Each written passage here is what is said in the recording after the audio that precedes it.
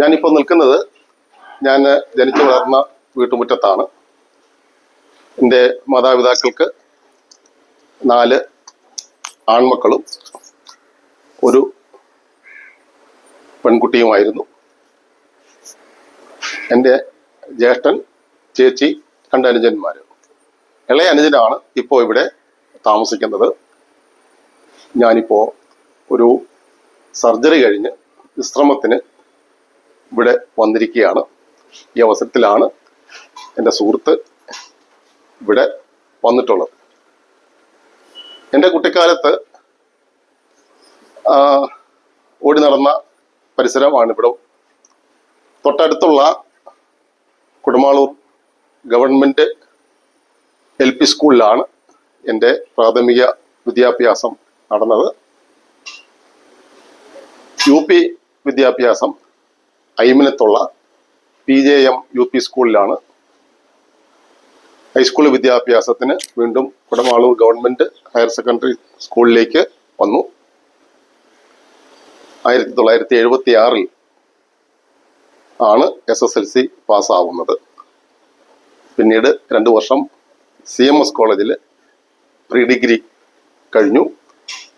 പിന്നീട്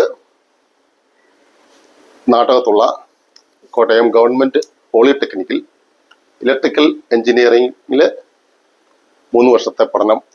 ആ പഠനത്തിനിടയിലാണ് പ്രിയപ്പെട്ട സെന്നിയുമായി സൗഹൃദത്തിലാവുന്നതും ആ സൗഹൃദം ഇങ്ങനെ മുന്നോട്ട് കൊണ്ടുപോകുന്നതും ഇപ്പോഴും നല്ല സൗഹൃദത്തിലായിരിക്കുന്നതും. പിന്നെ എൻ്റെ ജീവിതം, ഔദ്യോഗിക ജീവിതം എന്ന് പറയുന്നത് KSRTCയിലായിരുന്നു. 1996 KSRTCയിൽ ജോലിയിൽ കയറുന്നത്. 81 പോളിടെക്നിക്കിലെ പഠിത്തം കഴിഞ്ഞിറങ്ങിയെങ്കിലും തുടർന്ന് ട്യൂട്ടോറിയൽ വിദ്യാഭ്യാസ മേഖലയിലേക്കാണ് കടന്നത്.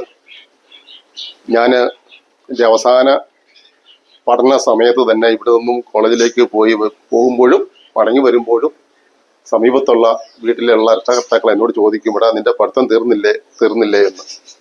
ഒരു ദിവസം ഞാൻ പറഞ്ഞു, ഇന്നുകൊണ്ട് എൻ്റെ പരീക്ഷ തീർന്നു എന്ന് പറഞ്ഞപ്പോൾ എന്നോട് പറഞ്ഞു, നീ നാളെ മുതൽ വന്ന് എൻ്റെ കുട്ടികളെ പഠിപ്പിക്കേ. അപ്പൊ ഞാൻ പറഞ്ഞു, അയ്യോ എനിക്ക് പഠിപ്പിക്കാനൊന്നും അറിയില്ല എന്ന് പറഞ്ഞപ്പം, നീ എനക്ക് എഴുതാനും വായിക്കാനും അറിയാമല്ലോ, എല്ലാ ഗൈഡുകളും ഇവിടെ ഉണ്ട്, നീ ആദ്യം ഗൈഡ് ഒന്ന് വായിച്ച് പഠിക്ക്, പിന്നെ എൻ്റെ പിള്ളേരെ പഠിപ്പിക്കേ. അങ്ങനെ പറഞ്ഞ് അവിടെ മുതൽ പഠിപ്പീര് തുടങ്ങി. 10-20 വർഷത്തോളം കുട്ടികൾക്ക് സമാന്തര വിദ്യാഭ്യാസം ആ മേഖലയിൽ ഞാൻ പ്രവർത്തിച്ചു വന്നു.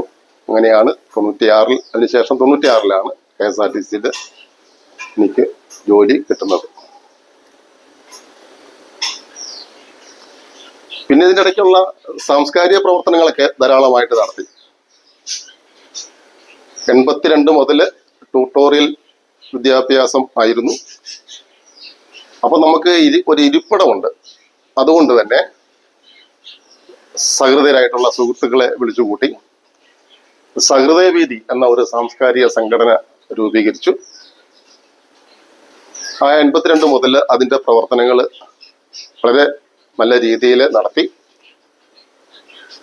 നമ്മുടെ പ്രതിഭ എന്ന ട്യൂഷൻ ക്ലാസ്സിൽ എല്ലാ മാസവും 1-ാമത്തെ ഞായറാഴ്ച സഹൃദയരെ വിളിച്ചുകൂട്ടി വിവിധ വിഷയങ്ങളിൽ സംസാരിക്കുകയും സെമിനാർ നടത്തുകയും കവിയറിങ് നടത്തുകയും ഒക്കെ ചെയ്തു വന്നു. അക്കാലം മുതൽ ചെറിയ തോതിൽ കവിതകളൊക്കെ എഴുതി വന്നു. പല കവികളുമായി സൗഹൃദത്തിലായി. നിരവധി കവിയരങ്ങുകൾ ഇതിനോടകം സംഘടിപ്പിച്ചിട്ടുണ്ട്. KSRTCയിൽ നിന്ന് പിരിഞ്ഞു കഴിഞ്ഞിട്ടും ഇപ്പോഴും ആ സാംസ്കാരിക പ്രവർത്തനം തുടർന്നുകൊണ്ടിരിക്കുകയാണ്. ഇപ്പോൾ സഹൃദയവേദി ഇല്ല എങ്കിലും പരസ്പരം എന്ന ഒരു ലിറ്റിൽ മാസിക, അത് 2003 ആണ് അത് തുടങ്ങുന്നത്. 2003 തുടങ്ങിയ പരസ്പരം മാസികയും അതിൻ്റെ പ്രവർത്തനങ്ങളും ഇപ്പോഴും തുടർന്നുകൊണ്ടിരിക്കുകയാണ്. ഇപ്പോൾ ഐമനത്ത് ലൈബ്രറിയിൽ കേന്ദ്രീകരിച്ച് എല്ലാ മാസവും 2-ാമത്തെ ഞായറാഴ്ച ഓരോ സാഹിത്യ സമ്മേളനങ്ങൾ നടത്താറുണ്ട്. നടത്തി വരുന്നുണ്ട്. ഇതിന്റെ ഭാഗമായി നാളെ ഇപ്പോൾ ഒക്ടോബർ 13-13 തീയതി അയ്മനത്ത് ലൈബ്രറിയിൽ കവിതയുടെ രാഷ്ട്രീയം എന്ന വിഷയത്തിൽ ഒരു സെമിനാറും തുടർന്ന് കവിയരങ്ങും നടത്തുന്നുണ്ട്. അപ്പോൾ ആ രംഗത്ത് ഇങ്ങനെ സജീവമായി നിൽക്കുകയാണ്. ഇതിനിടയ്ക്ക് 2 കവിതാ പുസ്തകങ്ങൾ പ്രസിദ്ധീകരിച്ചു. അടിമ പറഞ്ഞത് എന്ന പുസ്തകമാണ് ആദ്യം പ്രസിദ്ധീകരിച്ച പുസ്തകം. രണ്ടാമതൊരു കവിതാ സമാഹാരം വേരുകൾക്കിടയിലൂടെ എന്ന ഒരു കവിതാ സമാഹാരവും പ്രസിദ്ധീകരിച്ചു. പിന്നെ ഇതിനിടയ്ക്ക് കവിത വിട്ട് ഒരു ചരിത്ര വായനയിലേക്ക് മാറി. പോഞ്ഞിക്കര റാഫി, സബീന റാഫി ദമ്പതികൾ എഴുതിയ ശുക്രദശയുടെ ചരിത്രം എന്ന ഒരു പുസ്തകം വായിച്ചു കഴിഞ്ഞപ്പോഴാണ് കൂടുതൽ ചരിത്രത്തിലേക്ക് കടക്കണം, വായിക്കണം എന്ന് കരുതി തുടർന്ന് നിരവധിയായ പുസ്തകങ്ങൾ ശേഖരിക്കുകയും വായിക്കുകയും ചെയ്ത് അതിന്റെ ഫലമായിട്ട് ഒരു പുസ്തകം എഴുതി. ആദിഭാരതം ചില മുൻവിധികൾ എന്ന പേരിൽ ഒരു പുസ്തകം തയ്യാറാക്കി. ആ പുസ്തകം പ്രസിദ്ധീകരിച്ചത് സാഹിത്യ പ്രവർത്തക സഹകരണ സംഘമാണ്. NBS-ലൂടെ അത് വിറ്റ് 2 പതിപ്പുകൾ ഇപ്പോൾ അത് ഇറങ്ങിക്കഴിഞ്ഞു. 3-ാമത്തെ പതിപ്പ് ഉടനെ ഇറങ്ങുമെന്ന് പ്രതീക്ഷിക്കുന്നു. പിന്നീടൊരു ചരിത്ര പുസ്തകം തന്നെ അരയാൽ ദൈവവും 7 ദൂതന്മാരും എന്ന പേരിൽ ഒരു ചരിത്ര പുസ്തകവും ഇതിനോടകം പ്രസിദ്ധീകരിച്ചിട്ടുണ്ട്. ഇങ്ങനെ 4 പുസ്തകങ്ങളാണ് പ്രസിദ്ധീകരിച്ചിട്ടുള്ളത്. പിന്നെ പരസ്പരം മാസികയുമായി ബന്ധപ്പെട്ട് പരസ്പരം വായനക്കൂട്ടത്തിലെ അംഗങ്ങളുടെ രചനകൾ ചേർത്ത് വെച്ചുകൊണ്ട് മാസികയുടെ വാർഷിക സമ്മേളനത്തോടനുബന്ധിച്ച് പുസ്തകങ്ങൾ പ്രസിദ്ധീകരിക്കും. അത്തരത്തില് 10-12 പുസ്തകങ്ങൾ പ്രസിദ്ധീകരിച്ചിട്ടുണ്ട്.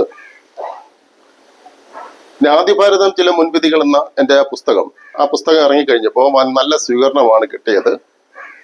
വിവിധ സാഹിത്യ മാസികകളിൽ, ആഴ്ചപ്പതിപ്പുകളിൽ, ലിറ്റിൽ മാസികകളിലൊക്കെ ആ പുസ്തകത്തെക്കുറിച്ചുള്ള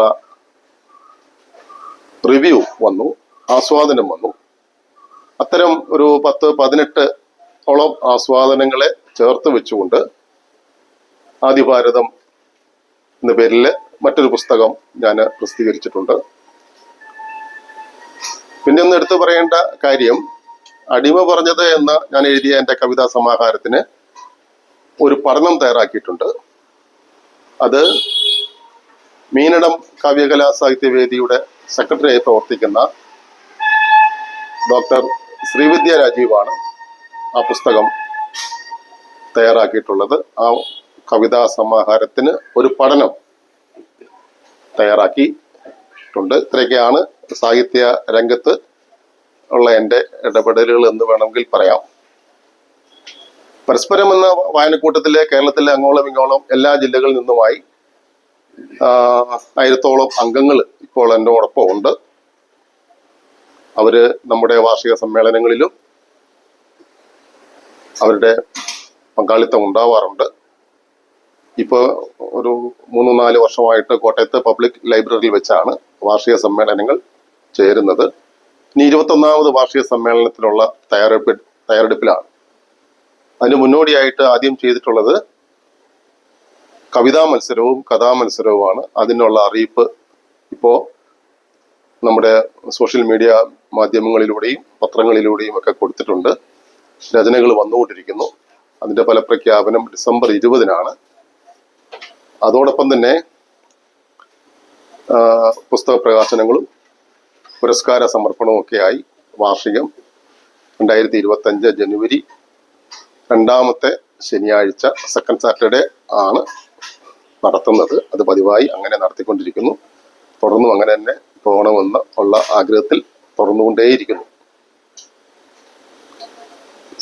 പ്രിയപ്പെട്ട സെന്നി പോത്തന്റെ ഈ സന്ദർശനം എന്നെ വളരെ സന്തോഷിപ്പിച്ചിട്ടുണ്ട്. ഇനി എന്താണ് പറയേണ്ടത് എന്നിങ്ങനെ ആലോചിക്കുകയാണ്. ഔസേപ്പിന്റെ ജീവചരിത്രം ഹ്രസ്വമായിട്ടാണ് പറഞ്ഞത്. എനിക്ക് കുറച്ചുകൂടെ പ്രൈമറി വിദ്യാഭ്യാസവും ഈ സാഹിത്യത്തിലോട്ടുള്ള വരവിനെ പറ്റി ഒന്നുകൂടെ ഇമ്പോർട്ടൻസ് ആയിട്ട് പറഞ്ഞാൽ കൊള്ളാം. പഠിപ്പിച്ച സാറുമാര് ആരാണ് കൂടുതൽ പ്രചോദനം നൽകിയത്? സാഹിത്യ രംഗത്ത് പറഞ്ഞു കഴിഞ്ഞാല് 10ാം ക്ലാസ്സിൽ പഠിക്കുമ്പോൾ ഒരു നാരായൺ സാർ ഉണ്ടായിരുന്നു.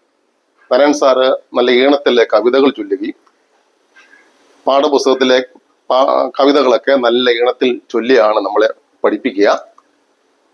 അതൊക്കെ എനിക്ക് വളരെ സ്വാധീനിച്ചിട്ടുണ്ട്. പിന്നെ അദ്ദേഹം കവിതകളെ ഇങ്ങനെ വ്യാഖ്യാനിച്ചുകൊണ്ട് ഇങ്ങനെ ഓരോന്നും പറയും.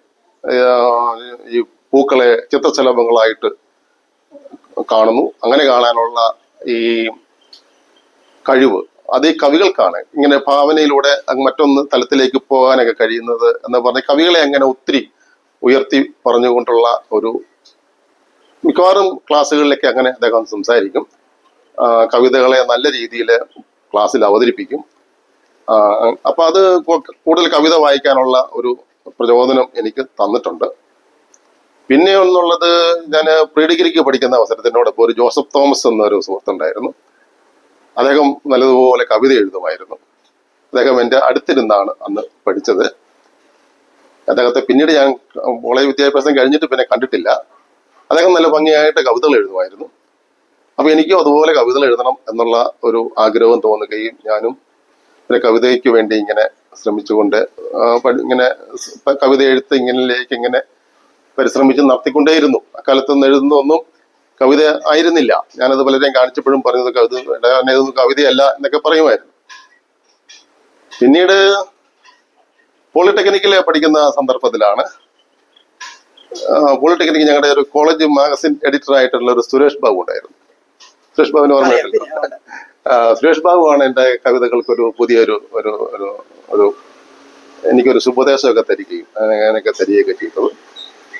അക്കാലത്ത് ഞാൻ അതുവരെ എഴുതിയിരുന്ന കവിതകളെല്ലാം കൂടെ ഒരു എഴുതി എനിക്കൊരു ഒരുമാതിരിയൊക്കെ വൃത്തിയായിട്ട് എഴുതാൻ കഴിയും. അതുകൊണ്ട് അങ്ങനെ ഹാൻഡ് റൈറ്റിങ് കയ്യെഴുത്തായിട്ട് ഒരു കവിതാ സമാഹാരം ഇങ്ങനെ പ്രസിദ്ധീകരിച്ചു. അന്ന് അതിന് അവതാരി എഴുതി തന്നതും സുരേഷ് ബാബുവാണ്. അവതാരിയൊക്കെ എഴുതി ഒരു പുസ്തകം പ്രസിദ്ധീകരിക്കുന്ന എല്ലാ ചുറ്റുവട്ടങ്ങളോട് കൂടി തന്നെ അങ്ങനെ ഒരു പുസ്തകം എഴുതി, കവിതകളൊക്കെ അങ്ങനെ എഴുതി. പിന്നെ അന്ന് പഠിക്കുന്ന സമയത്ത് തന്നെ ആണ് നാട്ടകം കോളേജ്, തൊട്ടടുത്തുള്ള നാട്ടകം ഗവൺമെന്റ് കോളേജിൽ കടമനിട്ട കവിത ചൊല്ലാൻ വരുന്നത്. അപ്പൊ അതൊക്കെ ആ കവിത ചൊല്ലൽ പോയി കേട്ടതും അദ്ദേഹം വളരെ ഗംഭീരമായ സ്വരത്തിൽ കവിതകൾ ചൊല്ലിയിടുന്നതും കേട്ടും ആ രീതിയിലൊക്കെ തന്നെ കവിത ചൊല്ലാൻ പിന്നെ ശ്രമിക്കുകയും ഒക്കെ ചെയ്ത് കവിതയിലേക്ക് അങ്ങനെ കടന്നു വരികയാണ് ചെയ്തത്. അങ്ങനെ വരുന്ന ഒരു ഘട്ടത്തിലാണ് പാലായിലുള്ള ഒരു സഹൃദയ സമിതി എന്ന ഒരു സംഘടനയുടെ കവിതാ മത്സരം എന്ന് പറഞ്ഞൊരു പത്രത്തിൽ പരസ്യം കാണുന്നത്. ഞാൻ അക്കാലത്ത് ഒരു കവിത എഴുതി ആ സഹൃദയ വേദിയുടെ മത്സരത്തിലേക്ക് അയച്ചു. ആ മത്സരത്തിൽ ഒന്നാം സമ്മാനം കിട്ടിയ കവിയെ ഞാൻ ഇന്ന് ഓർക്കുന്നില്ല. രണ്ടാം സ്ഥാനം കിട്ടിയ കവി ചേരാവള്ളി ശശിയായിരുന്നു. പിൽക്കാലത്ത് CMS കോളേജിൽ മലയാളത്തിന്റെ അധ്യാപകനായി വരികയും അവിടുന്ന് ഇപ്പോൾ വിരമിക്കുകയും ചെയ്തിട്ടുള്ള ഡോക്ടർ ചേരാവള്ളി ശശി സാറാണ്. മൂന്നാം സ്ഥാനം കിട്ടി. അതിന് പ്രോത്സാഹന സമ്മാനം കിട്ടി. അപ്പൊ ആ ഒരു ലിസ്റ്റിൽ കുരിപ്പുഴ ശ്രീകുമാറിന്റെ ജെസ്സി എന്ന കവിതയും ആ കൂട്ടത്തിലുണ്ടായിരുന്നു. അപ്പോൾ അവര് സഹൃദയ സമിതി അതിന്റെ വാർഷിക സൊവനീർ പ്രിന്റ് ചെയ്യുകയും അതിന്റെ ഒരു കോപ്പി അത് മത്സരത്തിൽ പങ്കെടുത്ത എല്ലാവർക്കും അയച്ചു കൊടുത്ത് കാണണം. അങ്ങനെയാണ് എനിക്കും ഒരു കോപ്പി കിട്ടുകയും അങ്ങനെ കുരിപ്പുഴ ശ്രീകുമാറിന്റെ ജെസ്സി എന്ന കവിത അതിൽ നിന്നാണ് ഞാൻ ആദ്യം വായിക്കുന്നത്. എനിക്ക് വളരെ ഒന്നാം സ്ഥാനം കിട്ടിയ കവിതയേക്കാൾ രണ്ടാം സ്ഥാനം കിട്ടിയ കവിതയേക്കാളൊക്കെ എനിക്ക് ഇഷ്ടപ്പെട്ടത് ആ ജെസ്സി എന്ന കവിതയായിരുന്നു.